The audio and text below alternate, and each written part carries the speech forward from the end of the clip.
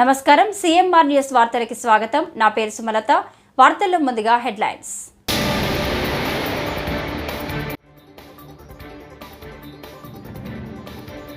Visakha metro రైలుపై శుభవార్త చెప్పిన మంత్రి నారాయణ.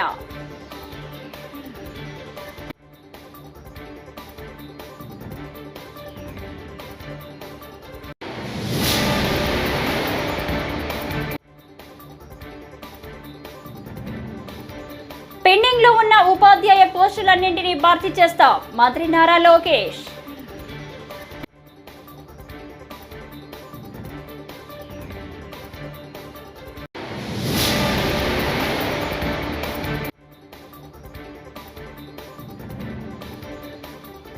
మహిళా సంరక్షణ కార్యదర్శుల జాబ్ చార్జుపై అసెంబ్లీలో చర్చ, హోంమంత్రి జవాబు.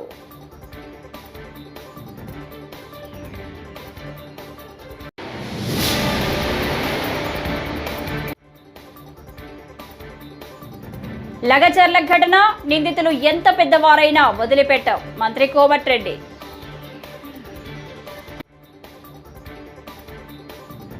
ఇక డీటెయిల్స్ చూస్తే, విశాఖ మెట్రోల రైలుపై మున్సిపల్ పట్టణాభివృద్ధి శాఖ మంత్రి నారాయణ శుభవార్త చెప్పారు. త్వరలోనే మెట్రో రైలు ప్రాజెక్టును ప్రారంభించనున్నట్లు అసెంబ్లీ సాక్షిగా మంత్రి తెలిపారు. బుధవారం ఉదయం అసెంబ్లీ సమావేశాలు ప్రారంభమవగా స్పీకర్ ప్రశ్నోత్తరాలు చేపట్టారు. ఈ సందర్భంగా విశాఖ మెట్రో రైలుపై సభ్యులు అడిగిన ప్రశ్నలకు మంత్రి ఈ మేరకు సమాధానమిచ్చారు. 2018లో మెట్రో రైలు టెండర్ల వరకు వెళ్లిపోయిందని, అయితే విశాఖపట్నం ఓ ప్యాలెస్ కట్టుకోవడానికే పరిమితం అయ్యారని విశాఖ పశ్చిమ ఎమ్మెల్యే గణబాబు అన్నారు. కోల్కతాలో మొత్తం మెట్రోకు కేంద్రం నిధులు ఇచ్చిందని తెలిపారు. ఈ ప్రాజెక్టు విభజన చట్టంలో ఉందని ఎమ్మెల్యే వెల్లడించారు.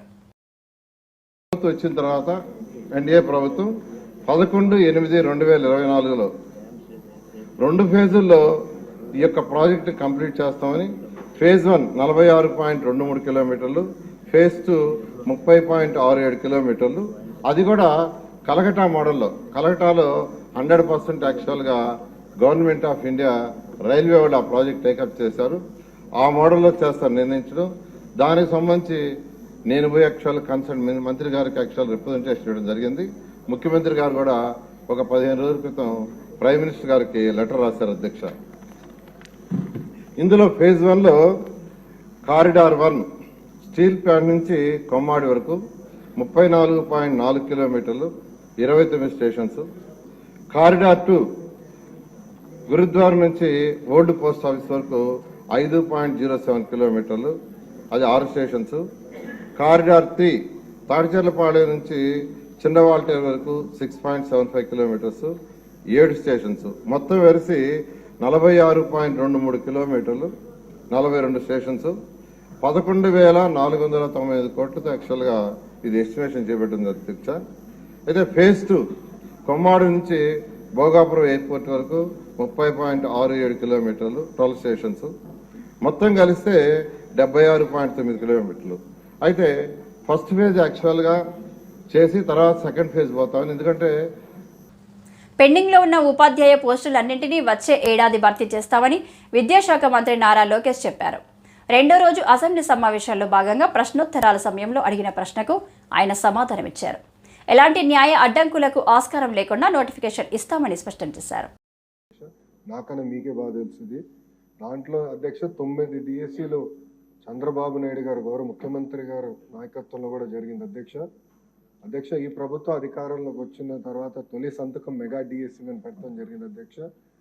దాంట్లో కూడా అభ్యర్థులందరూ నాకు నా నెంబర్ దాదాపు రాష్ట్రం అంతా తెలిసిపోయింది. సో అందరూ నాకే డైరెక్ట్గా మెసేజ్ పెడుతున్నారు. టెట్ నిర్వహించాము. దాని తర్వాత ఇప్పుడు డిఎస్సీ కూడా త్వరలోనే మేము నోటిఫికేషన్ కూడా ఇవ్వబోతున్నాం అధ్యక్ష. దాంట్లో 16,000 పైచిలుక పోస్టులు మళ్ళీ భర్తీ చేయబోతున్నాం అధ్యక్ష. గత ప్రభుత్వం 5 సంవత్సరాల్లో ఒక్క ఉపాధ్యాయ పోస్ట్ కూడా భర్తీ చేయలేదు, కాలయాపన చేస్తాం జరిగింది అధ్యక్ష. ఎంతమందికి ఇంకా అంటే వేకెన్సీస్ ఎంతమందికి ఆర్డర్స్ అనేది ఇష్యూ చేసాం అనే దానిపైన ఒక డిస్కషన్ ఉంది అధ్యక్ష. గత ప్రభుత్వం నోటిఫై చేసిన వేకెన్సీస్ 4,534 అధ్యక్ష. దాంట్లో అపాయింట్మెంట్ ఆర్డర్స్ ఇప్పటికి ఇచ్చింది 3,939. అంటే ఒక 600 సుమారుగా ఒక 600 వేకెన్సీస్ ఉన్నాయి. గౌరవ సభ్యులు ఇంకెక్కువ అన్నారు అధ్యక్ష. ఆ వివరాలు తీసుకొని దాన్ని ఎట్లా టేకప్ చేయాలో చేస్తాం అధ్యక్ష. రెండోది వచ్చే గల పెద్దలు అన్నట్టు రిటైర్మెంట్ బెనిఫిట్స్ అనేది వాస్తవంగా ఎంటీఎస్కి ఉండదు. సో అది వర్తించదు అధ్యక్ష. ఇంకో పక్కన ఏంటంటే రిటైర్మెంట్ ఏజ్ వచ్చే గల ఎగ్జిస్టింగ్ ఎంటీఎస్ రూల్స్ అనేది 60 సంవత్సరాల ఉంది అధ్యక్ష. సో అది గౌరవ సభ్యులు కోరారు. అది నేను అధికారులతో చర్చించి మాకు గౌరవ ముఖ్యమంత్రి గారితో రివ్యూ మీటింగ్ అయినప్పుడు అది ఎట్లా టేకప్ చేయాలో అది కూడా డిస్కస్ చేస్తాను అధ్యక్ష. 1998 డిఎస్సిలో 22,542 పోస్టులు శాంక్షన్ అవుతే ఫిల్ అయింది 18,008 పోస్టులు. అంటే పెండింగ్ 4,534 పోస్టులు క్యారీ ఫార్వర్డ్. దాంట్లో 3,939 పోస్టులు ఎంటీఎస్ ద్వారా అపాయింట్మెంట్ అయింది. మిగిలింది 595 పోస్టులు అధ్యక్ష. ఫస్ట్ ఆ నెంబర్ వస్తాం అధ్యక్ష. దెన్ బ్యాలెన్స్ మీరు చెప్పినట్లు ఎట్లా టేకప్ చేయాలో గౌరవ ముఖ్యమంత్రి. ఆంధ్రప్రదేశ్ అసెంబ్లీలో గ్రామ సచివాలయంలో మహిళా సంరక్షణ కార్యదర్శుల విషయంలో గత ప్రభుత్వం తుగ్లక్ నిర్ణయాలు తీసుకుందని హోంమంత్రి అనిత ఆరోపించారు. సలహాదారుల ఉచిత సలహాలతో కార్యదర్శుల జాబ్ చార్టును రూపొందించారని, దీనికోసం అప్పటి ప్రభుత్వం 2 సార్లు జీవోలు ఇచ్చిందని చెప్పారు. ప్రభుత్వంలో ఉన్న శాఖలు అన్నింటినీ కలిపి కార్యదర్శుల జాబ్ చార్టు రూపొందించారని తెలిపారు. దీంతో కార్యదర్శుల జాబ్ చార్టుపై గందరగోళం నెలకొందని వివరించారు. గత ప్రభుత్వ నిర్ణయాలతో కార్యదర్శులు ఇబ్బందులు పడుతున్నారని ఆరోపించారు. దగ్గర 13,815 మంది మహిళా సంరక్షణ కార్యదర్శుల కింద పనిచేసే పరిస్థితి ఉంది అధ్యక్ష. అందులో సుమారుగా 1,189 ఆటోమేటిక్ ఇంకా ఖాళీలు ఉన్నాయి అధ్యక్ష. అయితే 13,815 మందికి అధ్యక్ష 2021కి వచ్చేసరికి మళ్ళీ జీవో నెంబర్ 60 ప్రకారం చేసుకుని వాళ్ళని ఒక మహిళా రక్షణ కార్యదర్శుల కింద వార్డు లేక గ్రామ మహిళా రక్షణ కార్యదర్శుల కింద మార్చి వాళ్ళకి ఒక సెపరేట్ జాబ్ చార్ట్ ఇచ్చారు అధ్యక్ష. జాబ్ చార్ట్ లో కూడా అధ్యక్ష చూస్తే పోలీస్ డిపార్ట్మెంట్ ఇందాక కోన రవికుమార్ గారి సభ్యులు చెప్పినట్టుగా ఒక చీఫ్ సెక్రటరీకి ఎన్ని బాధ్యతలు ఉంటాయి, అన్ని బాధ్యతలు కూడా ఒక గ్రామ మహిళా సంరక్షణ కార్యదర్శికి అప్పచెప్పడం అనేది చూస్తేనే అధ్యక్ష లాస్ట్ గవర్నమెంట్ తాలూకు అవివేకం అనేది చాలా క్లియర్ గా అర్థమవుతుంది అధ్యక్ష. ఎందుకంటే అధ్యక్ష ఈ రోజు మనం ఇక్కడ చూసుకుంటే అధ్యక్ష పోలీస్ డిపార్ట్మెంట్ లో ఒక ఉద్యోగం సాధించాలంటే వాళ్ళు శారీరక దారుఢ్య పరీక్షలు వాళ్ళు నెగ్గాలి, రిటర్న్ టెస్ట్ వాళ్ళ ఎగ్జామ్ పాస్ అవ్వాలి, 9 months ట్రైనింగ్ కఠోరమైన ట్రైనింగ్ ఉంటుంది అధ్యక్ష.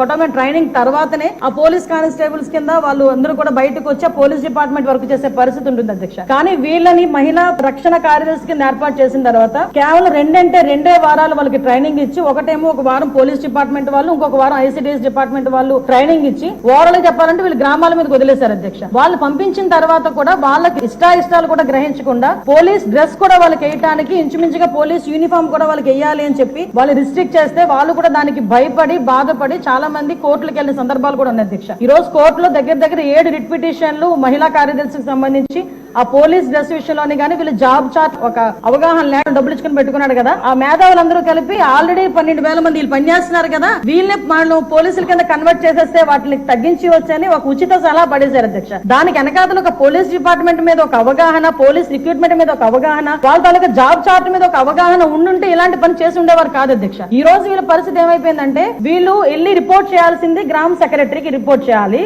వీళ్ళ అడ్మినిస్ట్రేటివ్ పవర్స్ ఎక్కడ ఉంటాయంటే పోలీస్ డిపార్ట్మెంట్ దగ్గర ఉంటాయి. వీళ్ళకి జీతం ఇచ్చేదేమో ఎంపీడీఓ, లీవ్ ఇచ్చేదేమో ఎంపీడీఓ. మళ్ళా తిరిగి కర్నూలు జిల్లాలో యురేనియం తవ్వకాలపై విభజిత ఆంధ్రప్రదేశ్లో అప్పటి సీఎం చంద్రబాబు అనుమతి ఇస్తే ప్రస్తుత ఆదోని బీజేపీ ఎమ్మెల్యే అసత్యాలు చెబుతూ ఆ తవ్వకాలకు గత వైఎస్ఆర్సీపీ ప్రభుత్వం అనుమతి ఇచ్చిందని నిందిస్తున్నారని ఆలూరి ఎమ్మెల్యే బూసిన విరూపాక్షి ఆక్షేపించారు.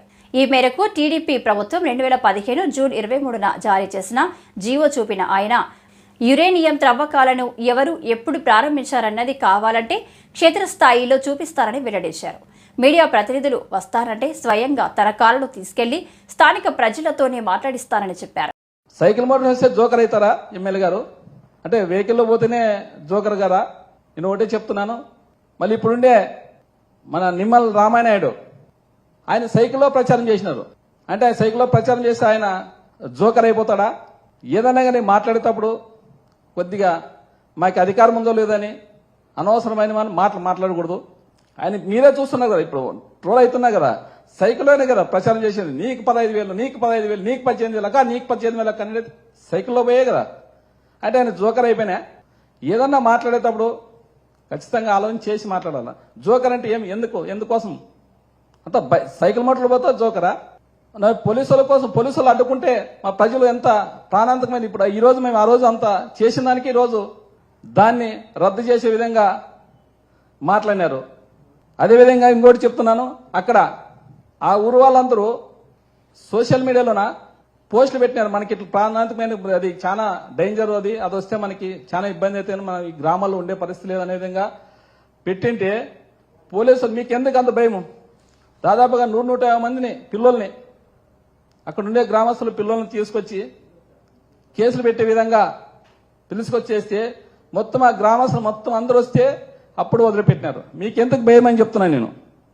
అదేవిధంగా మంత్రివర్యులు మాట్లాడారు, భరత్ గారు మాట్లాడినారు. ఆయన కడగాక రద్దు చేస్తామంటే కావాల్సింటే మీరు వీడియోలో వినండి. ప్రస్తుతానికి ఇప్పుడు లేదు, అది ఏం జరగడం లేదు అంటున్నారు. అది అందరూ తెలిసే. ప్రస్తుతానికి ఇప్పుడు తవ్వకాలు జరగట్లేదు అవి. మళ్ళంటే మీరు చెప్పే మాటలకి అంటే ఫర్దర్లో మరి వికారాబాద్ జిల్లా లగచర్ల ఘటనలో నిందితులు ఎంత పెద్దవారైనా అరెస్టు చేయక తప్పదని మంత్రి కోమటిరెడ్డి వెంకటరెడ్డి స్పష్టం చేశారు. లగచర్ల ఘటనలో ప్రణాళిక ప్రకారమే కలెక్టర్పై దాడి చేశారు. కేటీఆర్తో స్థానిక మాజీ ఎమ్మెల్యే ఫోన్లో మాట్లాడినట్టు రికార్డులున్నాయి. ఈ ఘటనపై సమగ్ర విచారణ జరుగుతుంది. నిందితులను వదిలిపెట్టాం. కేసులు చుట్టుముడుతున్న వేళ ప్రజల దృష్టి మరల్చే అందుకే బారాస నాయకులు ఈ ఉదంతానికి ఒడిగట్టారు. ఫార్ములా ఈ కారు రేస్ వ్యవహారంలో మ్యాన్ లాండరింగ్పై గవర్నర్ అనుమతి ఇస్తే నిందితులు అరెస్టు కావాల్సిందే. అరెస్ట్ అయితే యోగా చేస్తా, బయటకు వచ్చాక పాదయాత్ర చేస్తారని కేటీఆర్ చెప్పారు. ఈ విషయంపై కేంద్ర మంత్రితో మాట్లాడేందుకు కేటీఆర్ ఢిల్లీ వెళ్లారు అని మంత్రి కోమటిరెడ్డి ఆరోపించారు. బీఆర్ఎస్ పార్టీ నాయకులు ఎంత బరి తెగించిందంటే సాక్షాత్తు జిల్లా మెజిస్ట్రేట్ కలెక్టర్ అయిన ఒక ఐఏఎస్ ఆఫీసర్పై ప్లాన్ ప్రకారం ఒక నెల రోజులకెళ్ళి అక్కడ టీఆర్ఎస్ లీడరు గతంలో వాళ్ళు రౌడీ షీటర్గా రేప్ కేసున్న అతని పేరు సురేష్ అని అతను పెట్టుకొని మొత్తం అటాక్ ప్లాన్ ప్రకారం కలెక్టర్ గారిని పిలిపించి మీరు వచ్చి కన్విన్స్ చేయండి, చెప్తే వింటారని చెప్పి ప్లాన్ ప్రకారం పిలిపించి కలెక్టర్పై దాడి చేయడం ఎంత అమానుషం అంటే మన తెలంగాణ ఆంధ్రప్రదేశ్ కాదు భారతదేశంలో మొట్టమొదటిసారి సంఘటన. ఇవాళ కేసీఆర్ ఆయన కొడుకు కలిపి చేసిన ప్లాన్ ఎంత దిగజారిందంటే అయిపోయింది మా పని.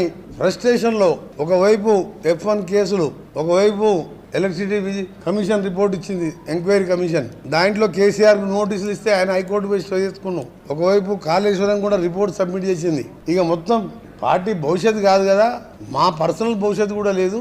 ఈ ఫోన్ ట్యాపింగ్లో కూడా red corner notice, blue corner notice ద్వారా ప్రభాకర్ రావు గారు అక్కడ పాస్పోర్ట్ రద్దు అయితే ఆయనను కూడా రప్పించి ప్రయత్నాలు చేసి ఇక్కడ కొందరు మాజీ ఎమ్మెల్యేలకు నోటీసులు ఇచ్చి అందరూ కూడా జైలు పాలయ్యే సమయంలో ఈ దాడిలో నిన్న జరిగిన సంఘటన మొన్న దానికి కారణం. ఇంకా దాడి జరిగిన తర్వాత ఢిల్లీకి వెళ్ళి మాట్లాడుతారు ఆయన, మీ పోరాటానికి మా మద్దతు ఉంటుందని.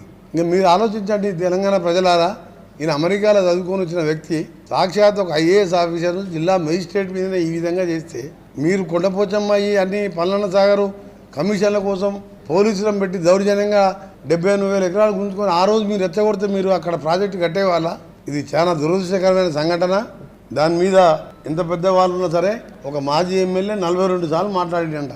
కేటీఆర్తో మాట్లాడినట్టు ఫోన్ రికార్డు ఉంది. ఇక సమగ్రంగా విచారణ జరుగుతుంది కాబట్టి దాని మీద మొత్తం చెప్పు.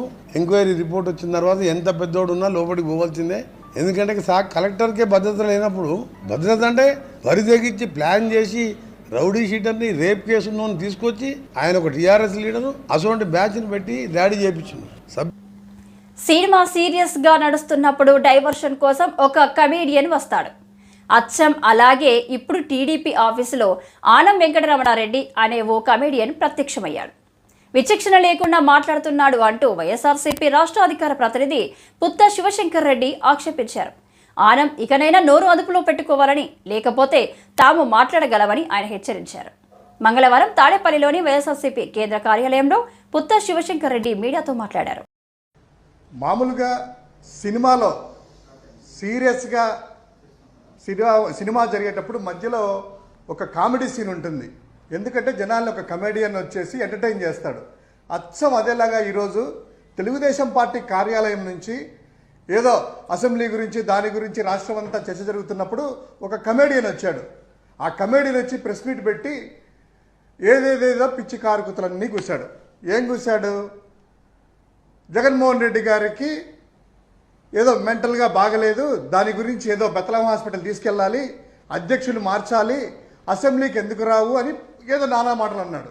ఒకే ఒక్కటి, ఎవరైతే మాట్లాడుతున్నారో ఆ కమేడియన్ భాష, ఆ కమేడియన్ హావభావాలు, ఆ కమేడియన్ యొక్క రూపురేఖలు చూస్తే ఎవరికి మెంటల్ ఉంది, ఎవరికి పిచ్చి ఉంది అనేటువంటిది అర్థమవుతుంది. అదేవిధంగా ఫస్ట్ ఒకసారి గుర్తుపెట్టుకోయ్యా కమేడియన్ నల్లబాలు గారు, మీరు మెంటల్ అనేటువంటి పదం వాడతానే ఇమ్మీడియట్గా గుర్తుకొచ్చేది మీ పార్టీలోనే ఒక యాక్టర్ వాళ్ళ ఇంట్లో కాల్పులు జరిగితే సాక్షాత్తు నిమిషంలో జాయిన్ అయ్యి డాక్టర్ల చేత అదే మెంటల్ సర్టిఫికేట్ తీసుకొని బెయిల్ మీద బయటకు వచ్చిన మాట వాస్తవమా కాదా? అదేవిధంగా సాక్షాత్తు నారా లోకేష్ చిన్నన్న అంటే మీ పార్టీ అధ్యక్షుడు చంద్రబాబు నాయుడు గారి యొక్క తమ్ముడు రామ్మూర్తి నాయుడు గారు మాజీ ఎమ్మెల్యే ఆయనను ఇంట్లో గొలుసులతో కట్టేశారని మీ పార్టీ అధ్యక్షుల వారి యొక్క బంధువే నార్నే శ్రీనివాస్ గారు అన్నారు. అవునా కాదా? అసలు ఆయన కొడుకు నారా రోహిత్ గారి ఎంగేజ్మెంట్ జరిగితే అందరు కనిపించారు కదా, మరి ఆయన ఎందుకు కనిపించలేదు? ఒకసారి మీ అధ్యక్షుని అడుగుతావా నల్లబాలు? నోరుందని ఇష్టం వచ్చినట్టు మాట్లాడకూడదు. ఇక అసెంబ్లీకి వచ్చేటువంటిది వైసీపీ అధికారంలో ఉన్నప్పుడు తమను దారుణంగా వేధించారని టీడీపీ కార్యకర్తలు అన్నారు. బుధవారం నరసరావుపేటలోని ఎస్పీ కార్యాలయంలో ఎస్పీకి రజనీపై చిలుకలూరిపేటకు చెందిన పలువురు టీడీపీ శ్రేణులు ఫిర్యాదు చేశారు.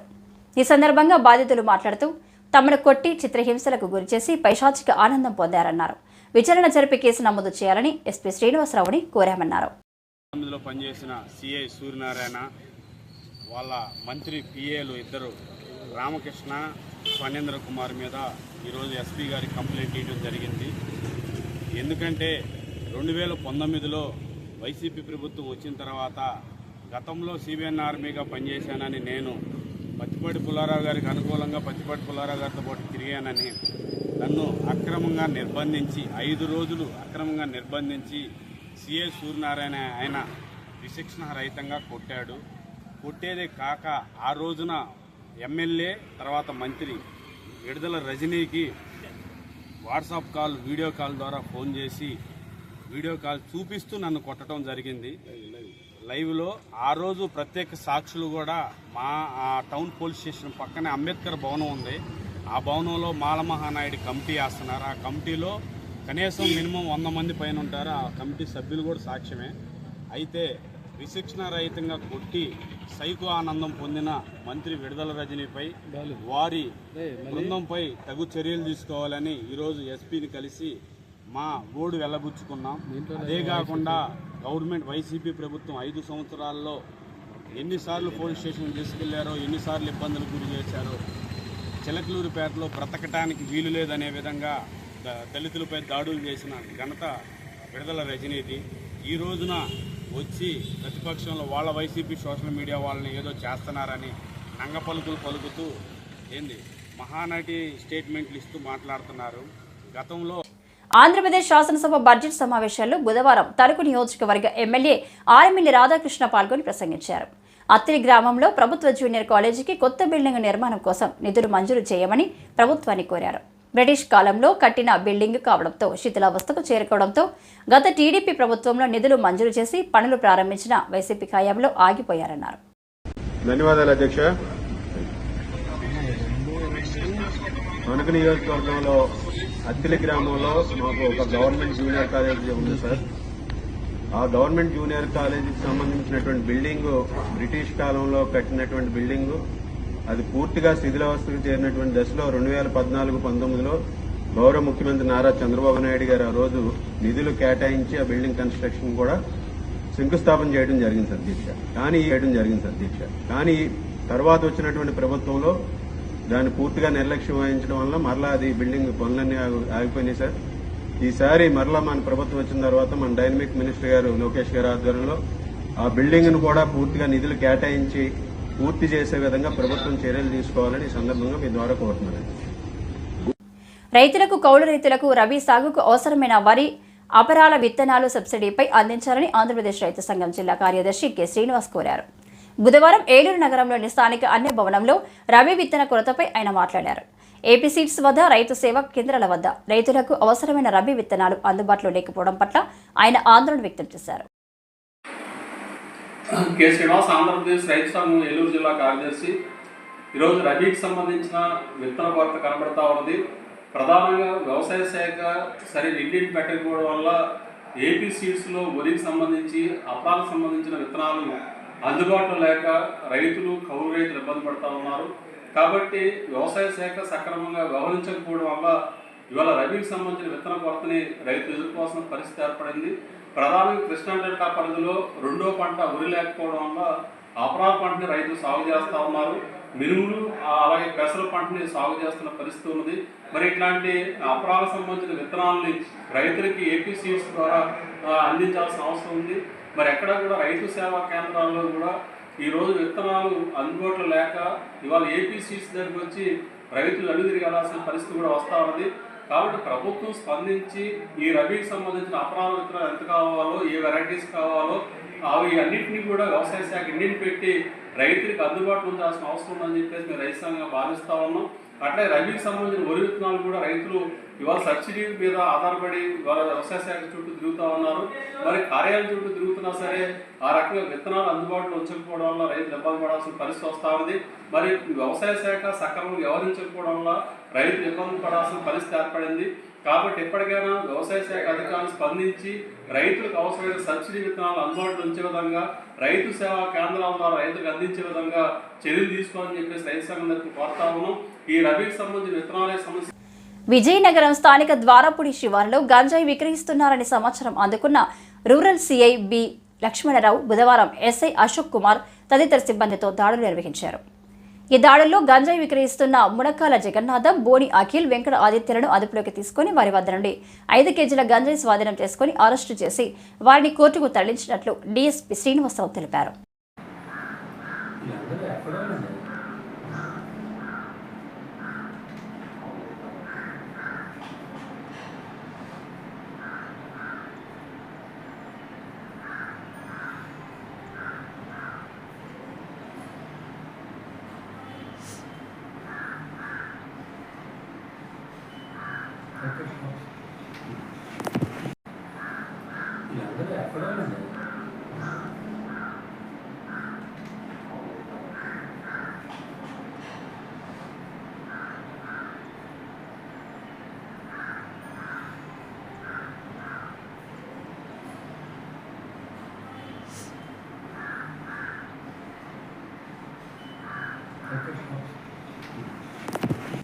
శ్రీకాకుళం జిల్లా న్యాయస్థానం ఆవరణలో బుధవారం జరిగిన వయోవృద్ధుల పోషణ సంక్షేమ చట్టం 2007పై అవగాహన సదస్సులో రిటైర్డ్ ఉద్యోగులు పాల్గొన్నారు.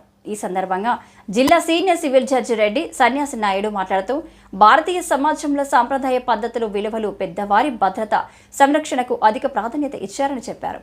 కేంద్ర ప్రభుత్వం ముఖ్యంగా చట్టంలో తీసుకొచ్చినటువంటి అవసరాలు వయోవృద్ధులకు చేరాలని కోరారు. పరిపాలిస్తున్న వారు మనకు చట్టాలు చేస్తున్నారు. అందరూ ఎవరు చెప్పండి, ఏ వయసులో ఉన్నారు చెప్పండి. మరి వాళ్ళు చేస్తున్నాడు, మీరు చేయలేరా? కాబట్టి ప్రతి మనిషి శరీరాలు ఉంటారు. కాబట్టి దాన్ని పక్కన పెట్టి మీరు అందరూ కూడా రిటైర్ అయ్యాము ఇంకా రెస్ట్ తీసుకోవడమే కాకుండా ఒక కార్యక్రమం, ఏదో ఒక అవకాశం, ఒక పని కల్పించుకున్నట్టుగా అంటే సరిగాక చదువుకుంటున్నామని, చాలా బ్రైట్ ఫ్యూచర్ ఉన్నామని సూసైడ్ చేసుకున్నాం. ఇది లేదు. కాబట్టి ఎందుకంటే మనకు మన మేడం గారు ఫస్ట్ చెప్తున్నారు, ఉమ్మడి కుటుంబాలు పోవడం వల్ల ఈరోజు అసలు ఇంట్లో తాతలు, అమ్మమ్మలు, మామూలు తాతకు ఇంపార్టెన్స్ ఎంత అవసరం అంటే, నాకు తెలిసిన మాకు బంధువులైన ఫ్యామిలీలోనే వాళ్ళిద్దరూ వైఫ్ అండ్ హస్బెండ్ ఎంప్లాయీస్. జి సిగడంలో ఇటీవల వ్యవసాయ భూమి తగాదాల్లో వైసీపీకి చెందిన కొందరు కర్రలతో, కత్తులతో తెదేపాకి చెందిన సూర్యనారాయణ, వెంకట్రావుపై దాడి చేయగా వారు తీవ్రంగా గాయపడి ఆసుపత్రిలో చికిత్స పొందుతున్న విషయం విదితమే. ఈ ఘటనకు సంబంధించి జి సిగడం పోలీసులు బాధితుల నుంచి వివరాలు సేకరించి వారిచ్చిన ఫిర్యాదు మేరకు 6 నిందితులను అరెస్టు చేశారు. రణస్థలం సిఐ అవతారం బుధవారం దీనిపై మీడియా సమావేశం నిర్వహించారు.